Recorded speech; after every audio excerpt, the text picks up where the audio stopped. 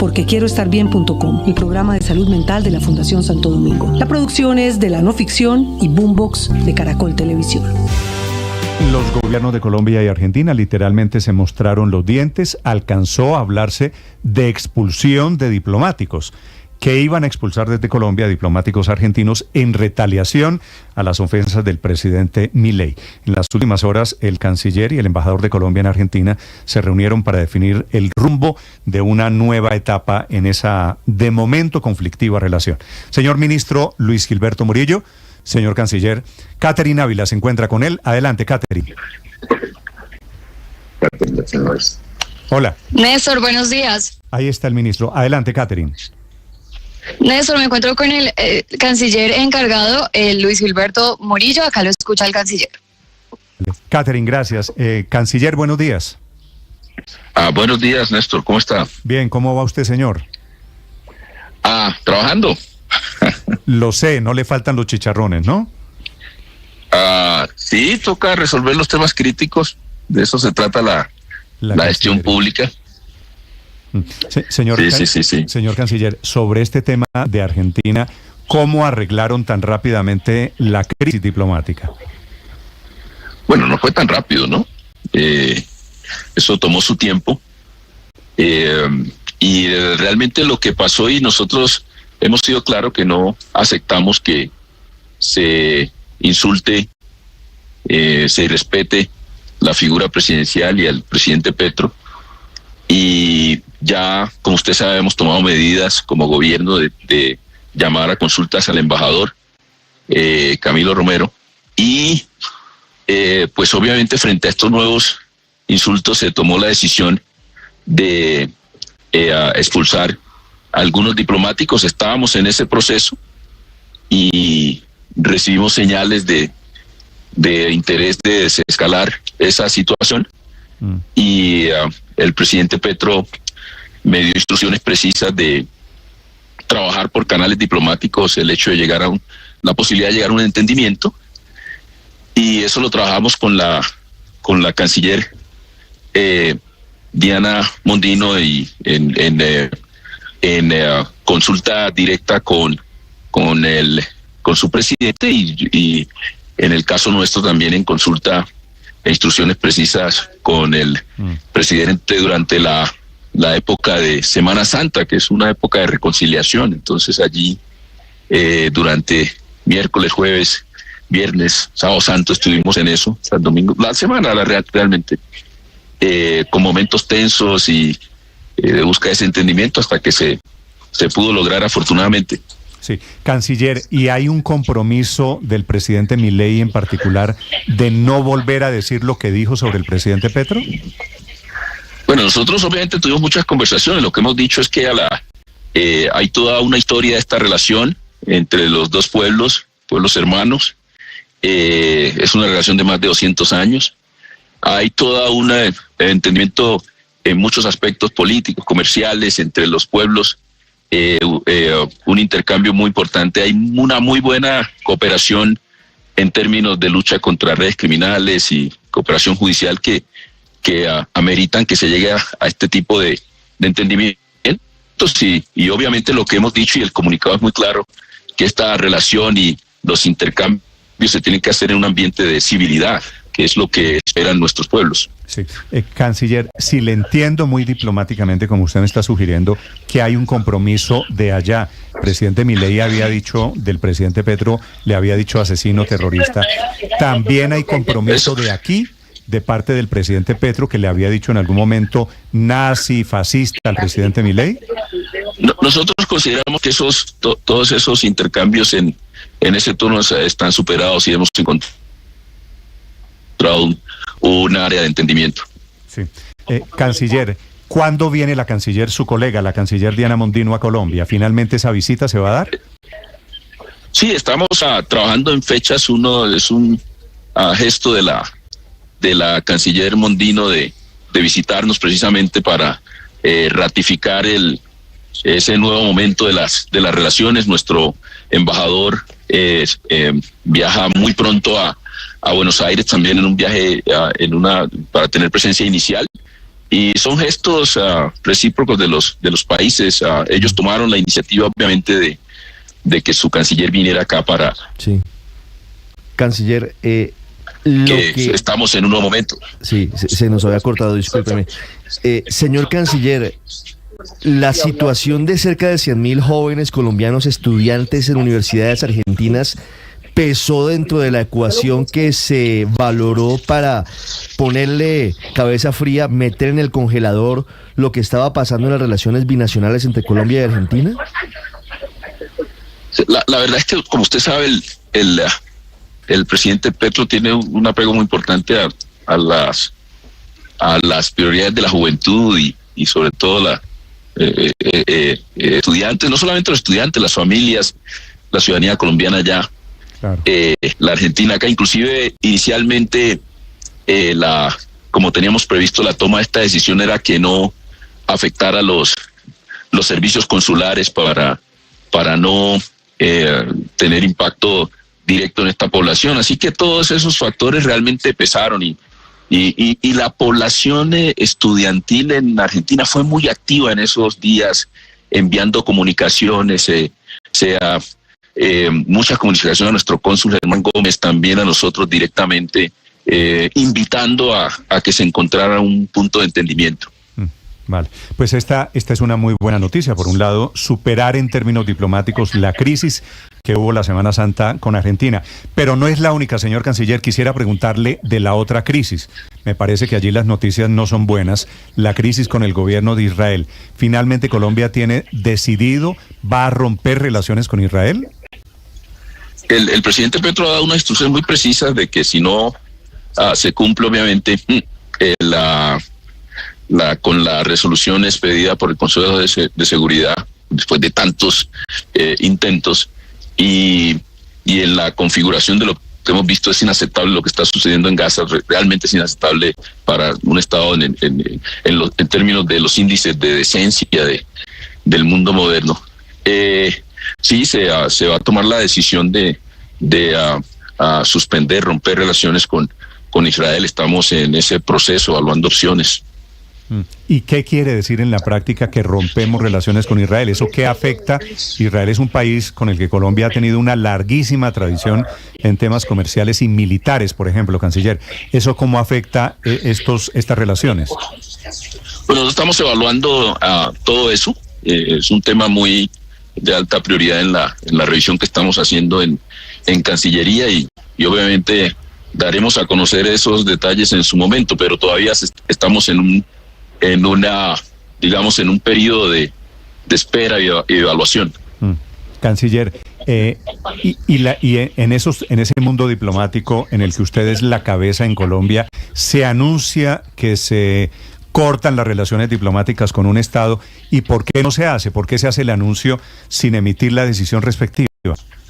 No, lo que el presidente Petro muy claramente y de manera muy transparente le ha comunicado a la opinión pública es que en caso tal que no se dé el cumplimiento de esta resolución, algunas como condición principal, vamos a proceder a tomar una decisión drástica en ese sentido, porque es inaceptable lo que está sucediendo en Gaza. Tenemos más de 300.000 personas muertas, niños, niñas, una situación de hambruna que va en contra del derecho de los derechos humanos, en contra del derecho internacional humanitario, en contra de las normas básicas de decencia. Entonces ahí hay que tomar medidas y eso va muy en línea de la política exterior colombiana. Sí, canciller, ¿por qué con Israel sí? ¿Por qué quieren romper relaciones y con Rusia no? ¿Cuál es la diferencia que encuentra el gobierno del presidente Petro en la guerra entre Rusia y Ucrania y la de Hamás con Israel? El presidente Petro fue muy claro, lo hizo mucho antes de que el contexto global estuviera en estas condiciones tan lamentables, y fue la de llamar a una conferencia y sigue haciendo ese llamado para poder buscar la paz en la guerra entre Rusia y Ucrania y buscar la paz obviamente en el conflicto palestino-israelí antes de los hechos sucedidos de Hamás. Y eso no fue ignorado. Entonces, nosotros como país, y el presidente Petro lo sigue planteando, que hay que hacer una conferencia para parar la guerra Y el último llamado muy insistente que hizo y con mucha fuerza lo hizo en la conferencia de Múnich sobre seguridad, donde llamó precisamente a los países de que había que cambiar de rumbo. Y eso es lo que hemos estado haciendo tanto en el caso del conflicto en Gaza como en el caso de la guerra entre Rusia y Ucrania. Sí. Señor canciller, quiero hacerle una última pregunta. Colombia estaba informada de la presencia de espías venezolanos, de agentes de la DGCIM, del SEBIN, siguiendo a opositores al régimen de Nicolás Maduro, como lo reveló Noticias Caracol el fin de semana. Estamos revisando el caso en detalle y precisamente en esta semana, mañana tendré reunión con el señor ministro de la Defensa y con los competentes para poder establecer realmente lo que pudo haber sucedido, está sucediendo, y vamos a tener una reunión para mirar todos los temas de la relación bilateral con el canciller Iván Gil el próximo lunes.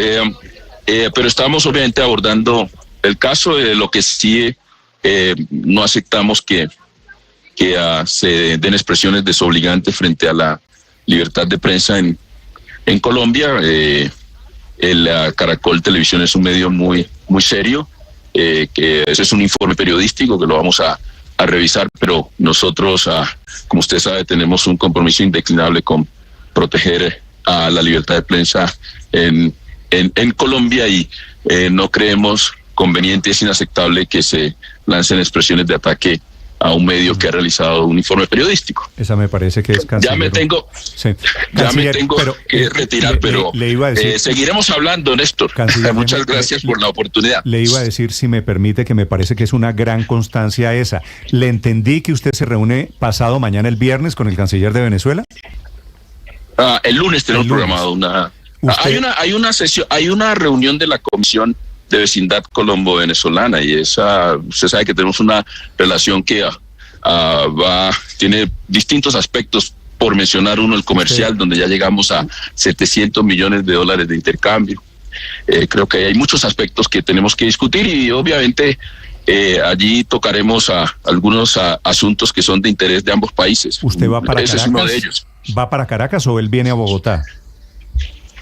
Nosotros se está programando una reunión de la Comisión de Vecindad que vamos a instalar en Cúcuta. En Cúcuta es ese encuentro. Gracias, señor canciller. Lo dejo trabajar, señor ministro. Que esté muy bien. Gracias. Es el ministro de Relaciones Exteriores, Luis Gilberto Murillo, anunciando por un lado la normalización de la relación con Argentina después de la crisis diplomática, que viene rompimiento de relaciones con Israel, y en último lugar, reunión, Ricardo, el lunes de la semana entrante en Cúcuta con el canciller de Venezuela. Sí, dice que se va a reunir con el ministro de Defensa y con las fuerzas militares para conocer en detalle cuáles han sido eventualmente los vínculos o las relaciones o el conocimiento que pudo tener o no pudo tener Colombia sobre la presencia de espías venezolanos en Colombia. Y en cualquier caso, en nombre del gobierno, primer pronunciamiento en el que se rechaza el ataque de Nicolás Maduro y de Tarek William Saab en contra de Noticias Caracol. Es que el gobierno de Venezuela, muy al estilo del gobierno de Venezuela, la tomó contra El Mensajero, descalificando y ofendiendo a la gente que hizo el informe en la unidad investigativa de Caracol Noticias. 8:14 a.m. en Blue Radio.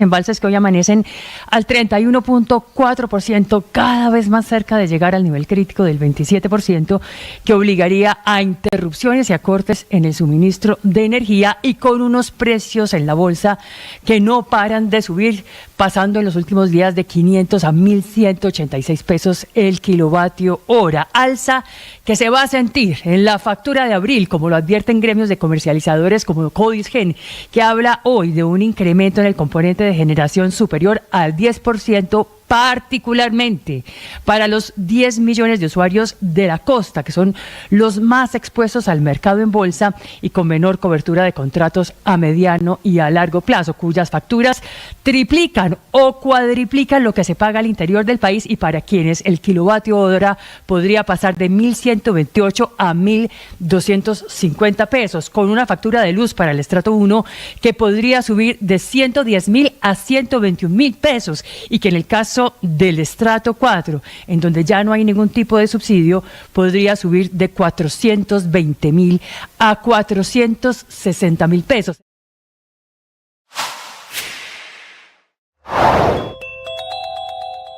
Corrupción en los negocios y administración desleal son los dos presuntos delitos que dice la Guardia Civil habría cometido el que fuera presidente de la Federación Española de Fútbol y, como bien apuntaba Ricardo Rego, tiene que ver con los contratos que bajo su mandato se firmó para llevar la Supercopa de España a Arabia Saudí. Son los contratos, esos y otros más, que están bajo investigación. La Guardia Civil lo acaba de detener hace unos minutos al pie de la escalerilla del avión que lo traía desde la República Dominicana en la Terminal 1 del aeropuerto Adolfo Suárez Madrid-Baraja. Se encontraba en la República Dominicana, dice, atendiendo unos negocios y desde allí había recibido las notificaciones que tenían que ver con esta investigación. De hecho, en las últimas horas hemos conocido que la propia Guardia Civil había actuado sobre el terreno en la República Dominicana. Registró el pasado lunes la vivienda donde se alojaba, con permiso evidentemente de las autoridades de ese país, y requisó allí su tableta, un iPad y un teléfono celular. Ambos están ya en posesión de ese instituto armado que los está investigando.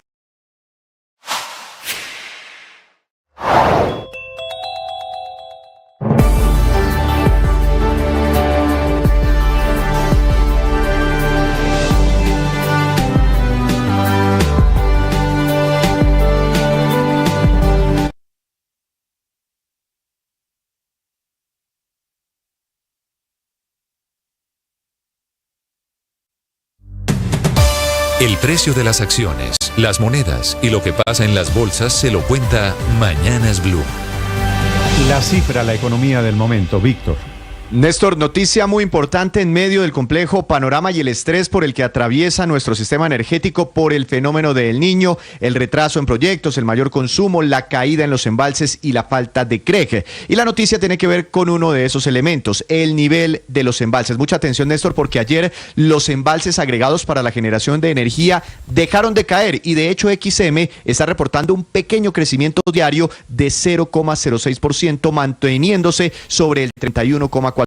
Mirando la tendencia histórica, se trataría del primer crecimiento de un día para otro en lo que vamos de este año. Chiquitico, pero hubo un crecimiento. Recordemos que en agosto pasado estábamos en el 82%, que arrancamos el año en el 70% y hoy estamos por debajo del 32%. Por los recientes aguaceros en algunas zonas del país han aumentado un poco los aportes hídricos y en parte por eso se frenó la caída en el nivel de los embalses. Aún así, el 31,4% sigue muy cerca de niveles críticos y aunque esta es una muy buena señal, es prematuro pensar que hay un cambio de tendencia en el nivel de los embalses, por lo que medidas de ahorro siguen siendo urgentes y necesarias. En otros temas, miremos la apertura de los mercados, Néstor, porque hay otra noticia importante. El dólar sigue cayendo con fuerza. A esta hora está bajando 34 pesos, llega a los 3.811 pesos y el mínimo de la jornada es de 3.802 pesos, muy cerquita de ubicarse por debajo de los 3.800 pesos. Es el dólar más barato en lo que vamos de este año, en parte porque el dólar en el mundo no presenta mayores sobresaltos a esta hora y porque el petróleo Brent se está fortaleciendo bastante, se acerca en este momento a los $90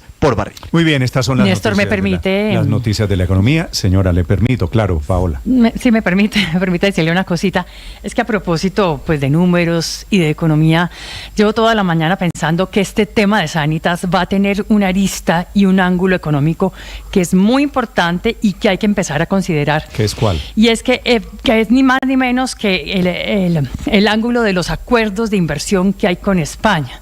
Resulta que aquí se está interviniendo una empresa extranjera, que es parte, como hemos dicho toda la mañana también, del grupo Keralty, que es una multinacional española que tiene presencia en muchos países. Pues muy bien, resulta que con España tenemos un tratado de inversión que se firmó el 16 de diciembre del año 2021, lo firmó el entonces presidente Iván Duque en su visita oficial a España con presencia de Pablo Sánchez y del propio rey Felipe. ¿Y usted cree, Paola, que España podría saltar por la intervención del gobierno Petro a la EPS? Yo me temo que sí, porque esto podría vulnerar ese tratado de inversión que es como una especie de TLC, claro, de Tratado de Libre Comercio, pero muy enfocado a esa parte de inversiones. Aurelio sé que es un conocedor de estos temas de TLC, claro, y creo que le podría salir otra papa caliente al canciller con quien acabamos de hablar, porque además del problemita que ya tiene hoy comprado, que con Argentina, que con Israel, además también pues con Venezuela, España, pues se le puede abrir esta arista también con España, y se puede armar un pleito de la Madonna porque están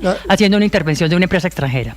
Sí, claro, la resolución que dice que el gobierno toma posesión, como dice, de bienes, negocios, haberes, activos, haberes y negocios, pues es una declaración muy fuerte en el marco de estos tratados de inversión que tiene con España, pero hay una arista adicional a la de Paola, Néstor. Señor. Es que yo creo que esos bienes activos de Sanitas en Colombia, que están a nombre de Keralty está radicada en Miami, está basada en Miami.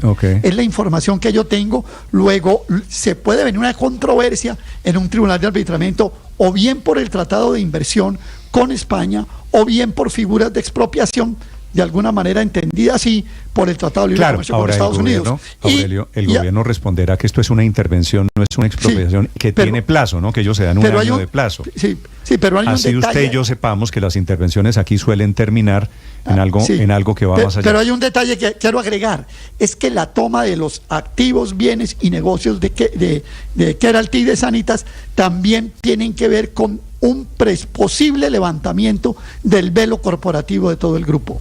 Échele ojo a esa otra arista que aparece, tratados y el levantamiento de velo corporativo. A propósito de temas de la salud, quiero saludar, está a punto de comenzar la sesión en la Comisión Séptima del Senado para definir la votación, o se hunde o no se hunde hoy la reforma a la salud. El senador Honorio Enríquez, que ha estado tan activo, que está moviendo el hundimiento de la reforma a la salud, que la votación en realidad sea esta misma mañana.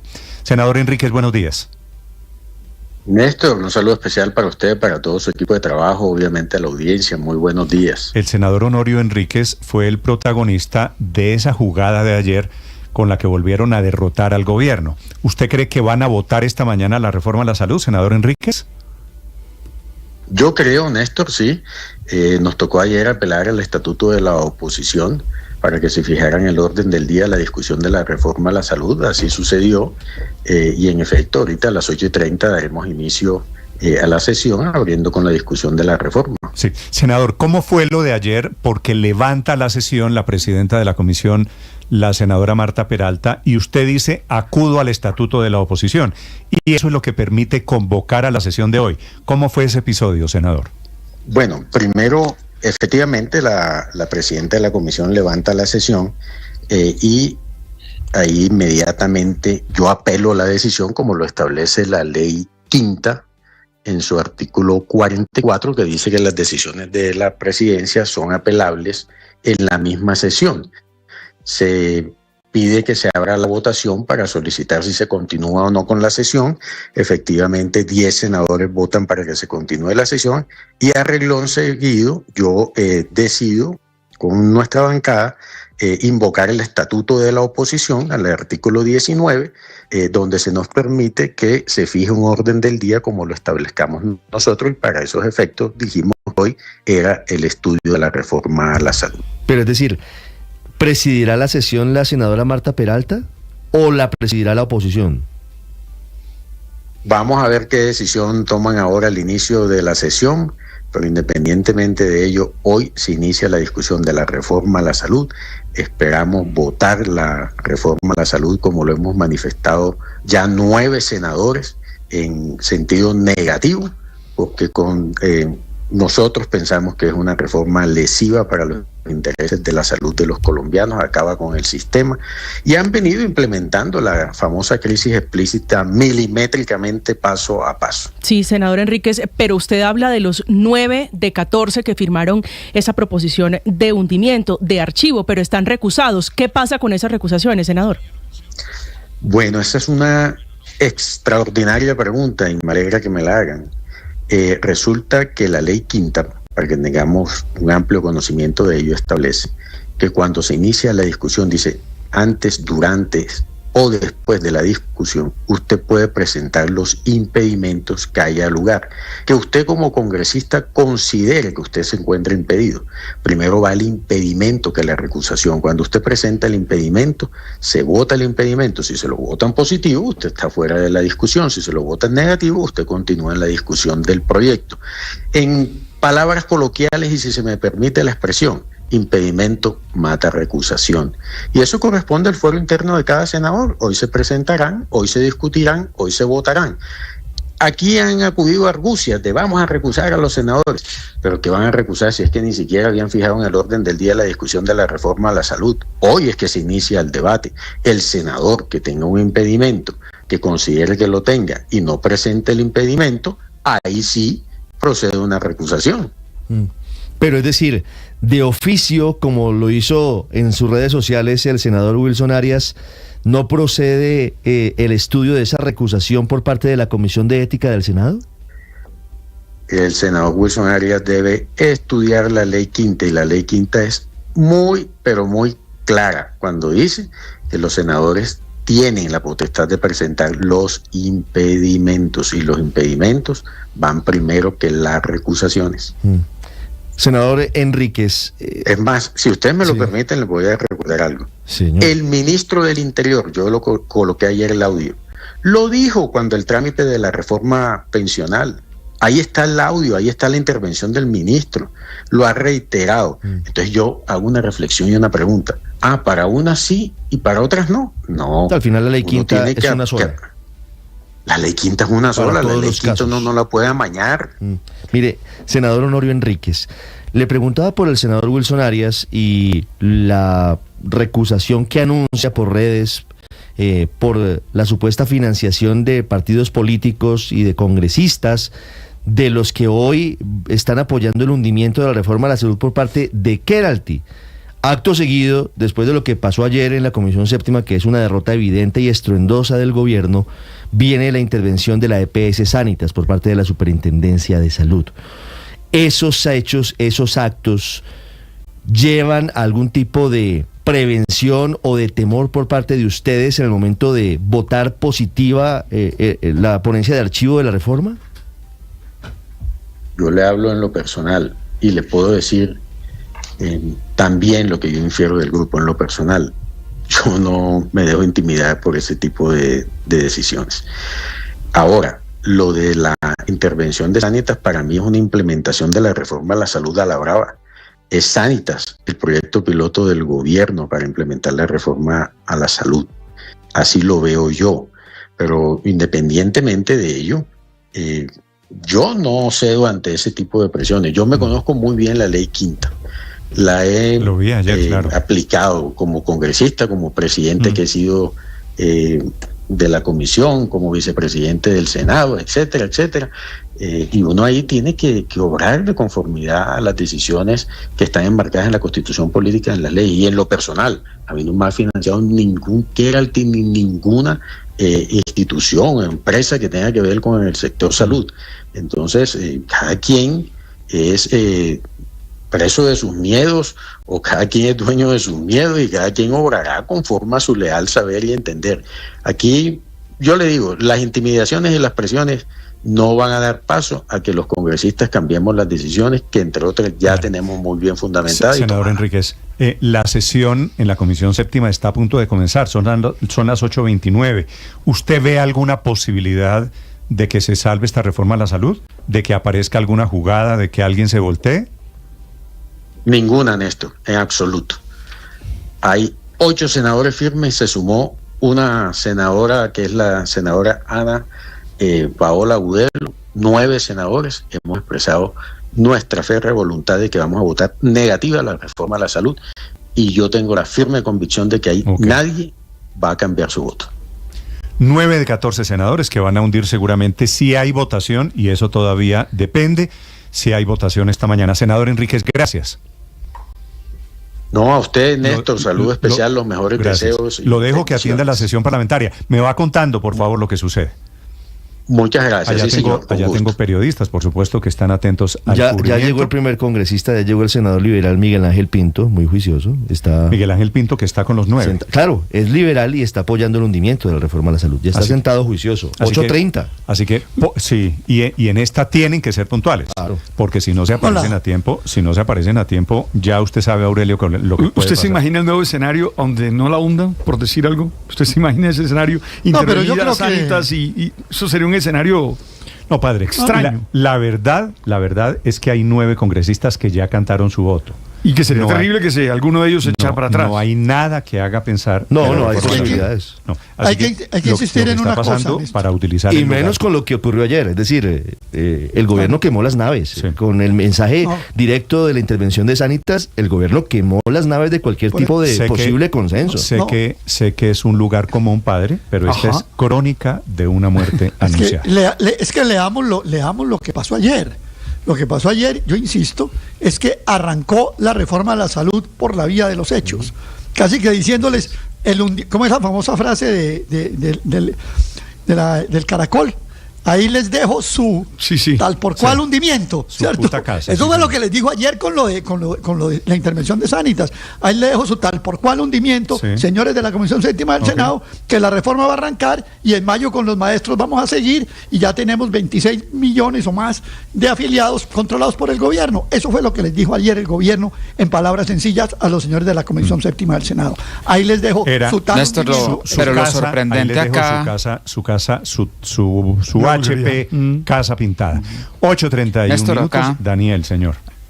Néstor, acá lo sorprendente, fíjese, es que las razones que dio el superintendente de salud para hacer la intervención, y en particular la de las PQRs, no concuerda con los datos que la misma Supersalud publica. Por ejemplo, la EPS intervenida tiene un número de PQRs, peticiones, quejas y reclamos, por 10.000 afiliados en 2023 de 321. Mientras que la nueva EPS tiene 334, el Fondo de la Policía Nacional 336, el del Magisterio 566. Y otras intervenidas están por encima también de Sanitas, 348 Famisanar y 332 Sabia Salud. Entonces las razones parecen no ser esas, lo cual deja la suspicacia por lo menos de que esto es una razón política. Y segundo, estoy de acuerdo con lo que ha dicho Aurelio y Felipe de que la reforma empezó. Lo que uno quisiera ver es que la reforma hubiera comenzado, pero con las cosas positivas. Por ejemplo, haber llevado servicios de salud públicos a zonas remotas donde sí se ha demostrado que las EPS no tienen esa cobertura. Ojalá esa reforma a la salud a las patadas hubiera sido realmente solucionando los problemas que el sistema actual no soluciona, y no simplemente acabando con EPS que sí tienen cosas por corregir, etcétera, pero no son los temas principales de acceso, de calidad en las zonas más apartadas del país, con la cual muchos congresistas que hoy están votando negativamente la reforma están de acuerdo que hay que solucionar. ¿Por qué el gobierno, si quería hacer la reforma o parte de la reforma, no arrancó con esa parte? Esa es una pregunta para el ministro y para el superintendente de salud. Esta es la prueba de un Congreso que no corta y entrega el hacha.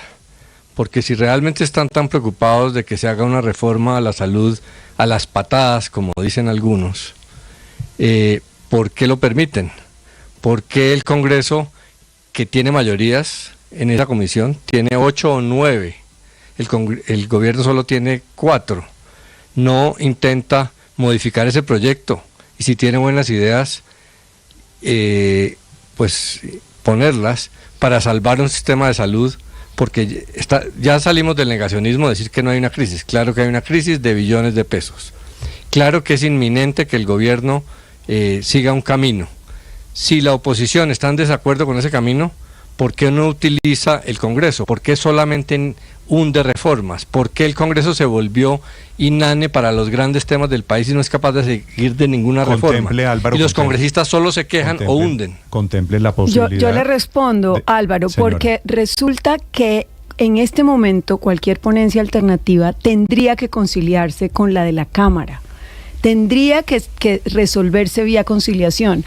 Y como lo dijeron las representantes del Partido Verde... darle oxígeno a la reforma del gobierno. Claro, no, pero adicionalmente ya la reforma que salió de Cámara era un Frankenstein. Ya lo había dicho Catherine Jubinao, Catherine Miranda. Ya era ininteligible. Ya la reforma salida de Cámara era una aberración. Entonces, pensar que cualquier ponencia en este momento del Senado tendría, por reglamento del Congreso, que conciliarse con la de la Cámara, ya implica que estaría completamente viciada. No podemos caer en la equivocación de creer que para salvar el sistema había que hacer una reforma legal como la que propuso el gobierno. La única reforma necesaria era ajustar la UPC, era inyectarle recursos al sistema como lo han hecho todos los anteriores gobiernos. El sistema, arreglar los problemas. ¿Por qué se cuesta más la salud año a año? Porque tuvimos una pandemia, porque cambió la epidemiología, porque ahora los medicamentos, por una serie de factores, porque hay índices de obesidad. La salud se chupa grandes cantidades de recursos, no solo en Colombia, sino en el mundo entero.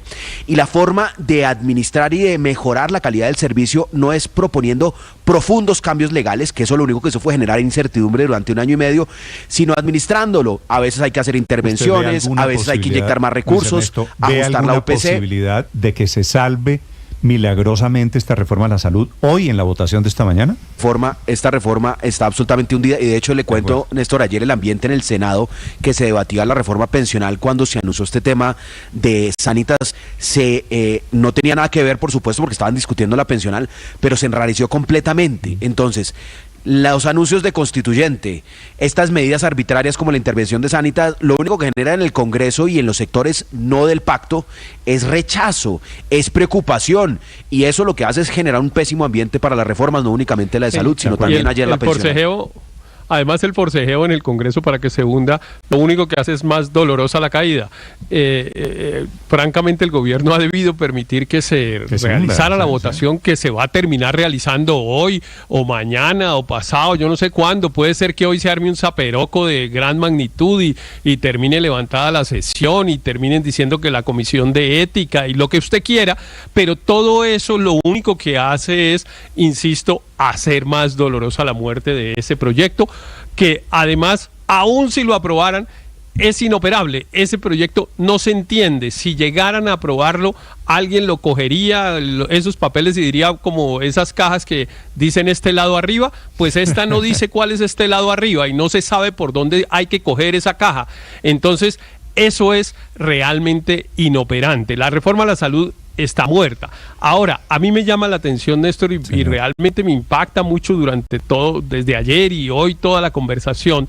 Lo digo pues como abogado y como abogado constitucionalista, digamos, que uno se dedica es básicamente a pensar cómo se protegen los derechos de la gente frente a los abusos de los estados, de los gobiernos. En eso básicamente consiste mi tarea, digamos, y eso es lo que yo enseño en la universidad, etcétera. Y aquí me parece, me llama mucho la atención que todo el mundo habla como si no se pudiera hacer nada, como si realmente fuese posible que un gobierno actuara arbitrariamente. Todo el mundo dice, es que esto es una persecución política, es que los persiguen porque porque se le plantaron al gobierno, etcétera. Eso en un gobierno, en un Estado democrático, no es posible. Y si ocurre como aparentemente ocurrió, alguien tiene que corregirlo, y si no, el Estado democrático se acabó. Entonces, a mí lo que me llama la atención es el silencio. Yo espero que el silencio pase rápido de los propietarios de esa EPS, de los propietarios aparentemente abusados por el gobierno, para decir a qué juzgado van a ir a pedir la protección de sus derechos. Porque es que en los estados democráticos, pero perdóneme un momentico, está esta mañana diciendo que la solución es una acción popular que busque que los jueces protejan a los usuarios, o en su defecto una ley de arbitramiento que exija o que proteja a los privados. Sí, tiene razón, efectivamente. Es o una acción popular, una acción, eso lo definirá un abogado, pero lo que yo quiero decir es, en un Estado democrático no puede pasar nada de lo que hoy hemos dicho que ha venido pasando. Y si llega a pasar como está pasando, efectivamente, alguien tiene que corregirlo. Y si no, el Estado dejó de ser democrático. Eso ese es el punto. Héctor, usted tiene razón. Yo he hecho un poquito en falta. Fíjese, Felipe, que el gran silencio, el gran ausente hoy en el debate público en Colombia, ¿sabe quién es? Pues Sanitas. Sanitas, Queralty, el presidente de Sanitas, están callados, calladísimos, con un silencio de esos que hace ruido. Sí.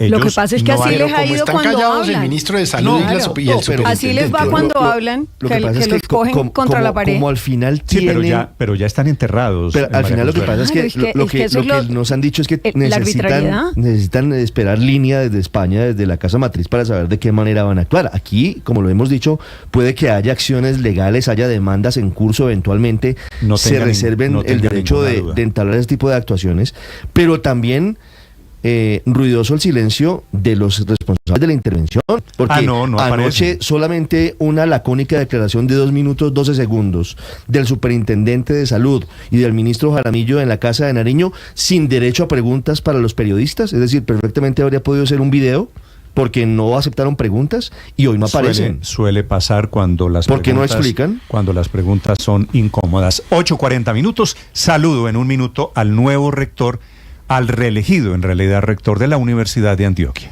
Estás escuchando Blue Radio.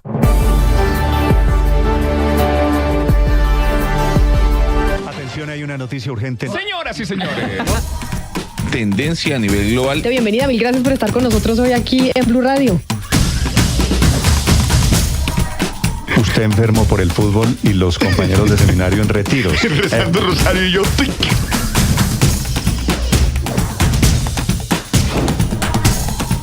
Esta es noticia del momento urgente en Blue Radio. Blue, más que radio. Ha sido reelegido en la rectoría de la Universidad de Antioquia John Jairo Arboleda Céspedes. Le ganó el pulso a la doctora Natalia Gaviria, que es la hija del ex magistrado, ex senador y ex candidato presidencial Carlos Gaviria. Señor rector Arboleda, bienvenido, buenos días.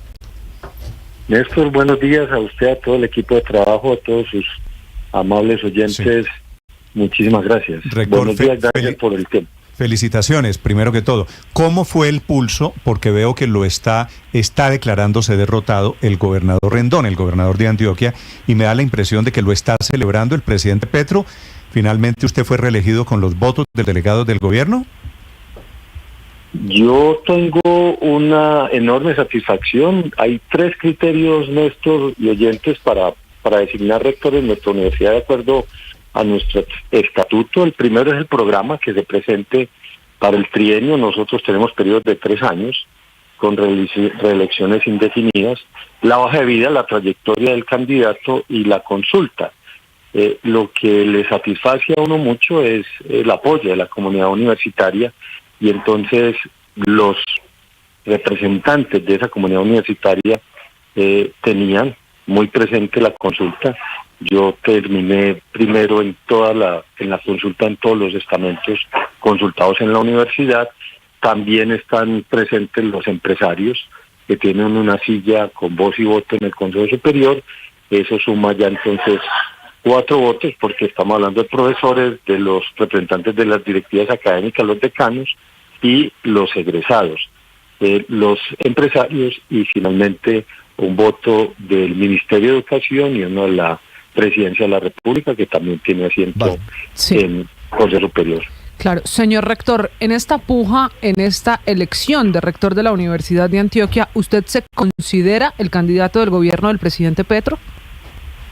No, yo no tengo ninguna afiliación política a ningún partido. Yo personalmente no pertenezco a ningún partido político. Nosotros tenemos un plan de acción para esta institución, una propuesta, y eso espera uno que los integrantes del Consejo Superior tengan en consideración esas proyecciones, esas propuestas, y sobre todo para mí muy importante la respuesta de la comunidad universitaria precisamente a esas discusiones, a esos foros que se organizan. Sí, se lo pregunto porque pareciera que otra cosa lee el gobernador del departamento de Antioquia, Andrés Julián Rendón. En el mensaje que pone en Twitter, una vez se conoció su reelección, le envió un mensaje a usted directamente. Dice que espera que su accionar atienda a los pendientes, que son muchos y que son urgentes, y que esté por encima de los sesgos ideológicos del gobierno nacional que ayudó a elegirlo. ¿Cómo entiende la interpretación del gobernador, señor rector?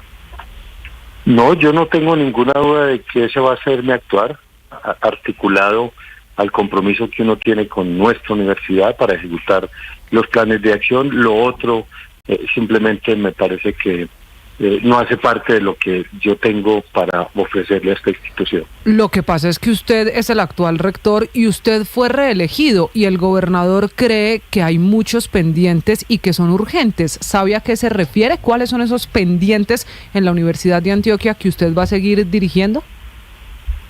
Sí, claro, yo tuve la oportunidad de hablar con él. Hay algunos asuntos que tienen que ver con el uso de los espacios en una de nuestras sedes, la sede principal.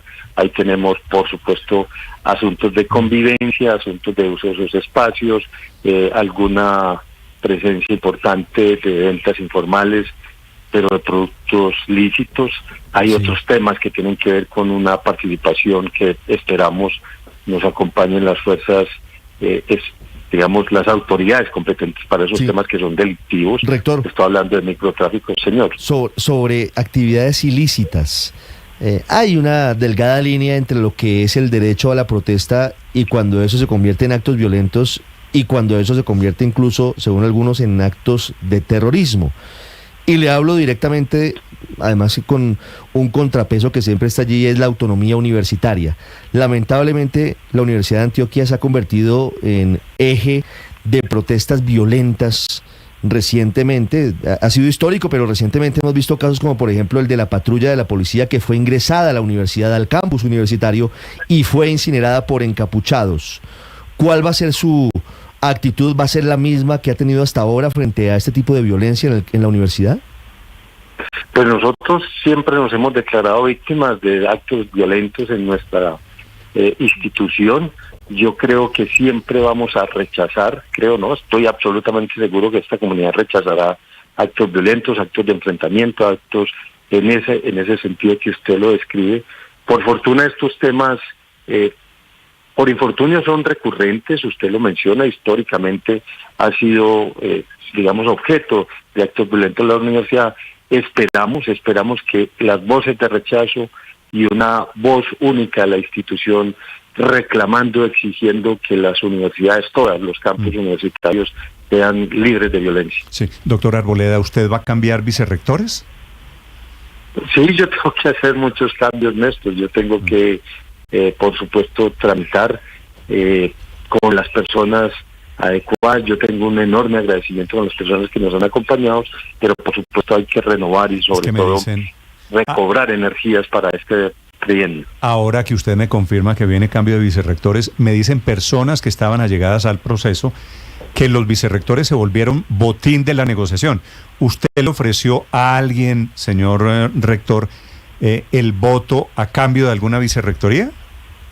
No. Nosotros lo que tenemos es una propuesta que vamos a tratar de encontrar. Por fortuna hay muchas personas valiosas en nuestra institución para que nos acompañen en esta tarea sobre el asunto de la hoja de vida, las capacidades y por supuesto lo que hay que ejecutar. Reelegido será tercer periodo del doctor Arboleda como rector de la Universidad de Antioquia, una batalla también política inocultable que había allí en Medellín. Gracias, doctor Arboleda. A ustedes muchas gracias. Son las 8:48 en Mañanas Blue. Estás escuchando Blue Radio.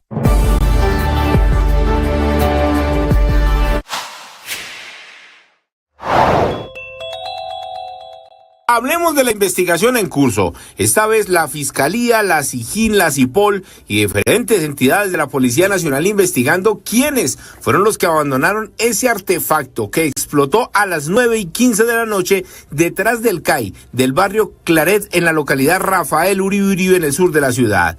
Dicen las autoridades que en las cámaras de seguridad se observan a dos hombres que al parecer llegaron o en moto o en bicicleta, porque no son muy claras las grabaciones, y lo cierto es que abandonaron el maletín que minutos más tarde explotó. Por fortuna no hubo personas lesionadas, pero el mismo comandante de la Policía de Bogotá, el general José Gualdrón, llegó al punto, verificó, habló con los policías. 49 minutos de la noche en Taiwán, 8:49 minutos de la mañana en Colombia, son 13 horas de diferencia. En Taiwán están en este momento en labores de rescate por decenas de edificios que se cayeron por el terremoto de esta mañana. Hay unas imágenes terribles. Eso te iba a decir, las imágenes es bailando la tierra. No, hay una imagen de un carro, una cámara de un carro, y los otros bailan realmente. Pues es que literalmente son antisísmicos, padre. Y en teoría, el terremoto de esta mañana es en uno de los países más preparados para un movimiento pero de aún este así tamaño. Y aún así se cayeron muchos edificios y hay vías literalmente quebradas y hay, ante todo, de momento 9 muertos, pero hay centenares de heridos y de desaparecidos. Enrique Rodríguez. Dicen los expertos además que se nota que ese país está preparado para los sismos de estas características porque los edificios se han caído o se han caído por su base, pero no han colapsado completamente, no han quedado totalmente aplastados. Y eso, evidentemente, simplifica las labores de rescate. A esta hora, las cifras que tenemos sobre este terremoto son ciertamente muy escasas.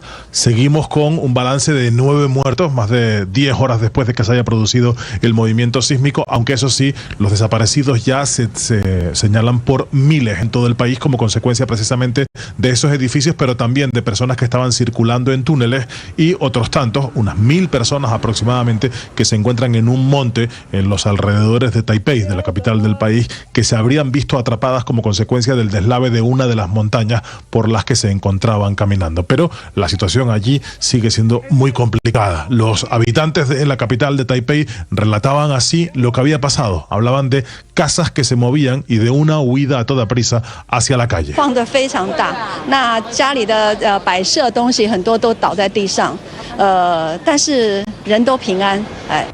Las redes sociales están llenas de imágenes de, como decían ustedes, de carreteras, de piscinas que se desbordan. Una de ellas, por ejemplo, en lo alto de lo que parece ser un hotel, y cómo el agua cae desde el último piso, desde la azotea, por toda la fachada como si fuera una cascada. Las cadenas de televisión a las 7:59 de la mañana estaban transmitiendo sus informativos matinales.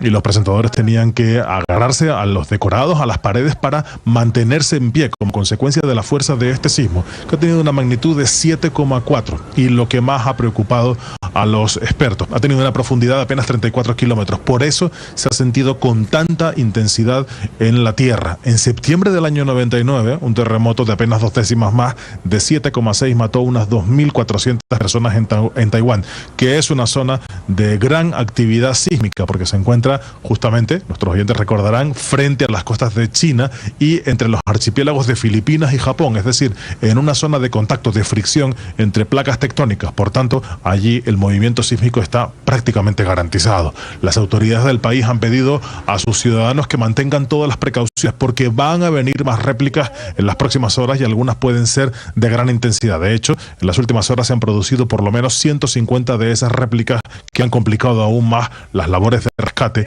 y las caídas de algunos edificios. Como digo, las autoridades no solo han pedido ayuda y precaución a sus ciudadanos, sino que han desplegado al ejército por todo el país. Los países vecinos como Japón, como China, que es una enemiga acérrima de Taiwán, o los Estados Unidos, no tan vecinos, ya han ofrecido ayuda humanitaria a este país, que trata ahora mismo de solucionar una situación que es completamente caótica en ese país cuando es allí completamente de noche, Néstor. Sí, de ese tamaño es el drama que se vive en este momento en Taiwán, que hasta China está ofreciendo esa ayuda humanitaria. 8:53 minutos. Esta mañana el chavismo tiene una nueva ley que está intentando, a través del Parlamento, obviamente controlado por chavistas, una ley contra el fascismo, y allí le dicen fascismo a todo lo que huela a oposición. Desde Caracas, Santiago Martínez. Hola, Néstor. El nombre es Ley contra el Fascismo, Neofascismo y Expresiones Similares, y fue presentada por la vicepresidenta Delcy Rodríguez. Es decir, es una iniciativa del Ejecutivo de Nicolás Maduro que se lleva al Parlamento y consta de 4 capítulos y 30 artículos. Esto es en un contexto, hay que recordar, de presuntas acciones terroristas que ha dejado a varios líderes opositores, militares y activistas de derechos humanos detenidos.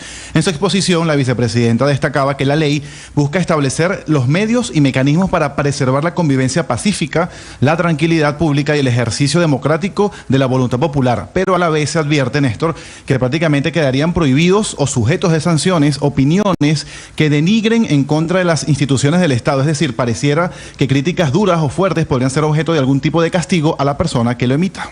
Se prohíbe la difusión de mensajes que hagan apología o promuevan la violencia como método de acción política o denigren de la democracia, sus instituciones y valores republicanos. Entre las prohibiciones previstas en el capítulo 2 está difundir mensajes que hagan apología o promuevan la violencia como método de acción política y también la constitución de organizaciones sociales que se fundamenten en el fascismo. Resaltar además que la ley contiene un apartado exclusivo para monitoreo y control o regulación de redes sociales. Y vale recordar en este punto que en varias oportunidades ha habido detenciones de personas por publicar comentarios o videos en plataformas digitales. Incluso hace apenas 3 días vimos como un youtuber venezolano terminó preso por más de 24 horas por un comentario en su canal. De hecho, la ley en sí tiene sanciones, pero a la vez puede ser usada como complemento de otras, pues se crean nuevos delitos. Se consagra un conjunto de sanciones penales y administrativas por el incumplimiento de las disposiciones de esta ley, creando especies penales muy especiales para esta materia y creando igualmente e incorporando un agravante especial de todo hecho punible cuando sea ejecutado o incrementado por motivos fascistas, neofascistas o de igual naturaleza. Es decir, así como se hace con la ley contra el odio, que se usa también para agregarle delitos a otras personas, también podría ser usada esta ley. Esta ley, Néstor, ya pasó la primera discusión, que mayormente todas superan eso sin problema, porque es algo muy general, y luego en las próximas semanas se vendrá la segunda discusión, que va al fondo artículo por artículo. Y te repito su nombre, porque seguro dará de qué hablar, es Ley contra el Fascismo, Neofascismo y Expresiones Similares. Néstor. Aquí lo conozco bien, porque aquí también el presidente suele hablar de fascismos y de neofascismos. Gracias, Santiago, desde Venezuela. 8 de la mañana, 56 minutos. A propósito de Venezuela, hay pronunciamiento del Departamento de Estado sobre la posición de Colombia ante Venezuela y ante María Corina Machado en Caracas. Santiago Martínez. En Washington, corrijo. Juan. En Washington. Sí. Juan, a ver, sí, otra vez. Desde Estados Unidos, en Washington, Juan Camilo Merlano. En efecto, Néstor, te recibo yo. Fue el subsecretario de Estado para nuestra región, Brian Nichols, quien se encuentra de gira en España. Estaba en la Casa de América en Madrid y habló nuevamente sobre Venezuela, que ven pocas posibilidades de que haya elecciones libres, pero que aún queda tiempo. Recordó que el 18 de abril se vence la licencia concedida a Venezuela y que permite operaciones con su gas y petróleo. Si no se renueva esa licencia, se reimpondrán las sanciones en contra del régimen de Nicolás Maduro. Sobre eso solo dijo que había que esperar aún. Pero sí aprovechó para contestar, o más bien para decir qué opina la administración Biden de las palabras del presidente Gustavo Petro, quien, recordemos, señaló que la inhabilitación a María Corina Machado y otros opositores en Venezuela era un golpe antidemocrático. Yo creo que el apoyo por parte del presidente Petro a la posibilidad de registrar o inscribir los candidatos para la oposición es algo importante. Las palabras del presidente Petro en la región tienen mucho peso y es importante escuchar lo que dice. Tienen mucho peso en la región las palabras del presidente Petro, decía ahí Brian Nichols, quien también aprovechó para abordar otro tema que ha estado gravitando en los últimos días. Tiene que ver con los recursos aprobados para Colombia para este año que ya está en curso, el 2024, que fueron aprobados por el Congreso y que, recordemos, hubo una reducción en esos recursos. Pues Nichols indicó que no hay nada extraordinario en ese recorte. Hemos recibido un recorte presupuestal en todo el gobierno, en todos los programas de cooperación que tenemos.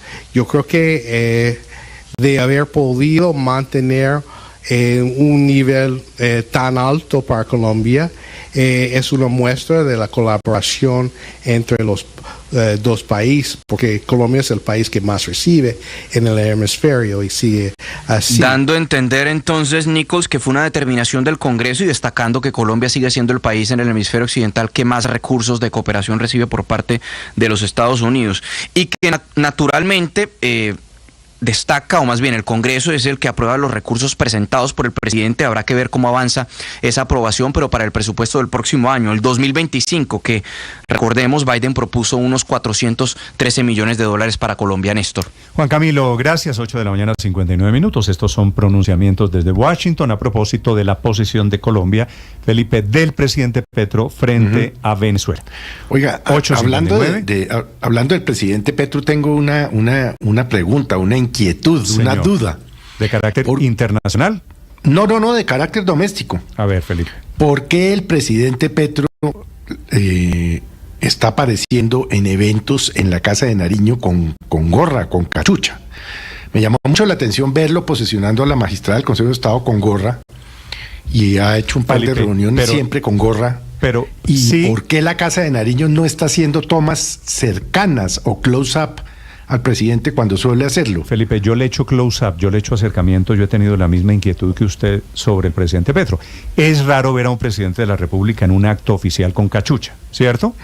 Sí. Y sobre todo... Pero esto es que además no se le ve patilla, no se le ve pelo saliendo de la gorra por ningún lado. Pero Felipe, yo sé para dónde va. Porque yo me tomé usted. el trabajo de mirar 5 fotos diferentes. Felipe, parece peluqueado como y Felipe, tengo una inquietud, digamos, como si el presidente no tuviera pelo. Felipe, yo sé para dónde va usted, porque le repito, la gorra no es, digamos, pues si usted está en una piscina en Pitalito, pues vaya y venga. No, pues usted está en el Caribe, en una plaza, pues perfecto. Pero en cualquier parte del Caribe. Pero sí, bueno, en tierra caliente, usted lleva una cachucha, está haciendo sol, pues la cachucha es para protegerse de algo, ¿cierto?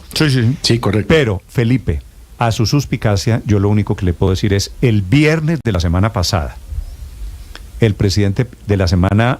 El viernes 22 de marzo. Posesionó... Él hace una semana y 3 días antes de la Semana Santa. Exactamente. Salió a posesionar a la nueva pasado hace 15 días. Pasado mañana va a ser 2 semanas. El presidente Petro apareció en el acto de posesión de la nueva fiscal, viernes 7:30 de la noche, sin cachucha.